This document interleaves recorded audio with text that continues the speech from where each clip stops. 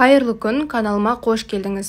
Дені сау адам кіші дәретке тәулігіне 4-8 рет шығуы керек.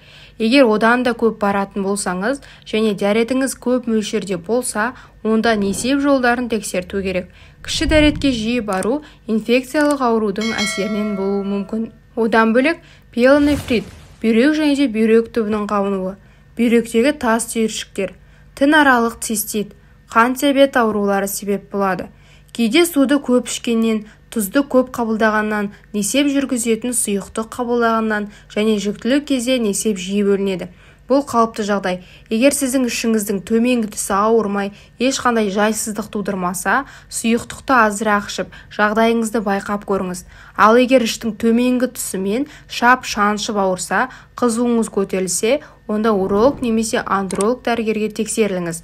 Дәрігер сізді толық тексеруден өткізіп, қажетті сараптама жасатады. Нәтижесіне қарай ем шараларын жүргізесіз. Апта өтпей-ақ жазылып қаласыз. Негізінде несептің жиі бөлінуіне мына аурулар себеп болады. Несеп тас ауруы. Бүйректе тас болса, несеп жолдарына кері әсер етеді. Салдарынан несеп жолдары ауырып, кіші дәретке шамадан артық барасыз. Егер асқынып кетсе, несепке қан немесе ірің араласып шығады. Бұл жағдайға өте сақ болғаныңыз абзал. Аурудың алдын алмасаңыз, қауіпті дертке ұласуы ықтимал. Несеп жолдарының бұзылуына, суықтау мен инфекция түсу себеп болады. Бүйрек ауырса, беліңіздің айналасы ауырып, қызуыңыз көтеріледі. Содан бөлек несептің түсі көмескіленеді. Үрпінің қабынып ауруы. Үрпі қабынған кезде несептің көп бөлінуімен көрініс береді. Аурудың пайда болуына жыныс жолдары арқылы жұққан инфекция себеп болады. Цистит. Несеп жолдарының қабынуын цистит дейді. Цистит кезде несептің көлемі азаяды, бірақ жиі шығасыз. Бұл кезде қоғыңыз ашып, қышымсып, мазаңызды алады.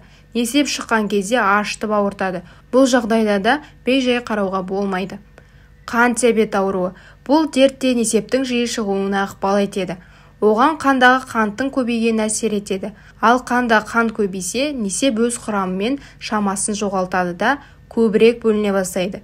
Несептегі қышқыл көбейіп, түрлі бактериямен қабынудың пайда болуына ықпал етеді. Салдарынан цистит немесе пиелонефрит дертіне шалдығуыңыз мүмкін.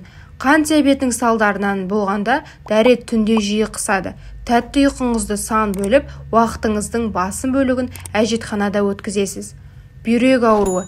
Медицина тілінде гломерулонефрит деп аталады. Бұл бүйрек суықта, бенді ауыра бастағанда несепті көбірек бөліп белгі береді. Дер кезінде ем алып күтінсеңіз, аз уақыттың ішінде айығып кетесіз. Егер көңіл бөлмесеңіз, онда несепке қан араласып, аурухана төсегіне таңылуыңыз ғажап емес. Туберкулез. Бұл да несептің жиі бөлінуіне септігін тигізетін дерт. Туберкулез ауруы белең алғанда жыныс жолдары да қабынады. Салдарынан несепке жиі барасыз. Сонымен кіші дәретке жиі бару қалыпты жағдай екен деп ауруыңызды асқындырып алмаңыз. Қайсы дерттің алдын алсаңыз да айықпайтын ауру жоқ екеніне сеніңіз. Несепке жиі шығу, іштегі шлакты қуу деген жалған ойға алданбаңыз. Бәрі де өз уақытымен, өз мөлшермен болғаны әлде қайда жақсы. Ендеше күніне 10 рет кіші дәретке шығатын болсаңыз, ойланыңыз, бұл жақсылықтың белгісі емес. Ақпарат ұнады деген ойдамын. Егер де каналға тіркелмеген болсаңыз, тіркеле кетіңіз.